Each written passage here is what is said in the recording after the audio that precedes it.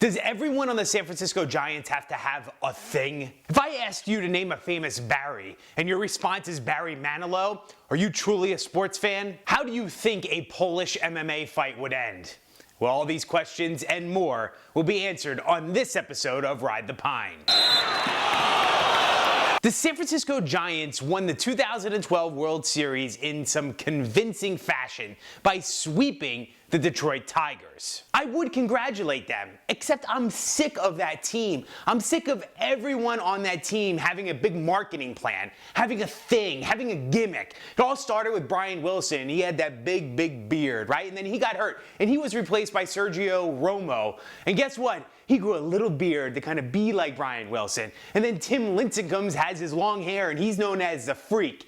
And then Pablo Sandoval, he's the Kung Fu Panda. And then Hunter Pence has a crazy mohawk and the crazy eyes. And Angel Pagan has a veiny neck, and you tie those two together, they look like a serial killer. I mean, enough already. I really couldn't take another game of the Giants playing in the World Series. I'd rather watch NHL lockout footage for the remainder of my life. Another great thing about the World Series ending in only 4 games is that we were fortunate enough to only have to listen to the bare minimum amounts of Tim McCarver doing his play-by-play, which is brutal. And let me give you Exhibit A of why Tim McCarver is not even a sports fan. That's a sound he has not heard in this park too often. The sound of Barry. They used to say it for somebody else around here. When Barry Manilow was playing in a concert. Or Barry Bonds. If I asked you to name a famous person who heard the chants of Barry, and you were a sports fan, you may say Barry Bonds, you may say Barry Larkin, you may say Barry Sanders, you may even have said Barry Horowitz. But if you were a sports fan, Barry Manilow never even wanted to enter into that list. And do people even chant Barry at Barry Manilow concerts? Or do they just yell out, "Hey Barry, when's this concert gonna end? Because I'm about to kill myself."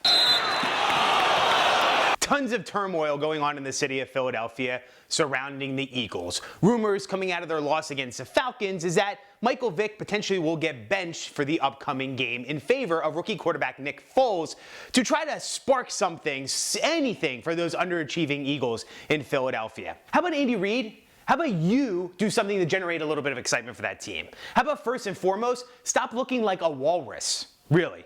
Because how can anyone get excitement and focus for the game when they're worried that you may potentially get killed so that someone can make a piano out of your luscious tusks?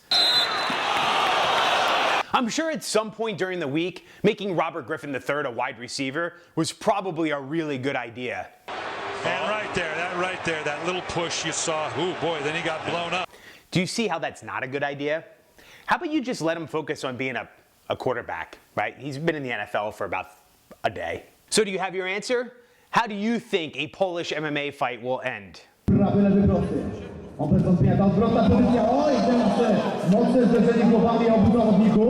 Well, if you said knockout by a double accidental headbutt, you're right. And here's a gratuitous moment with a Denver Broncos cheerleader. 9.5 to go in the third, 24-7, Bronx.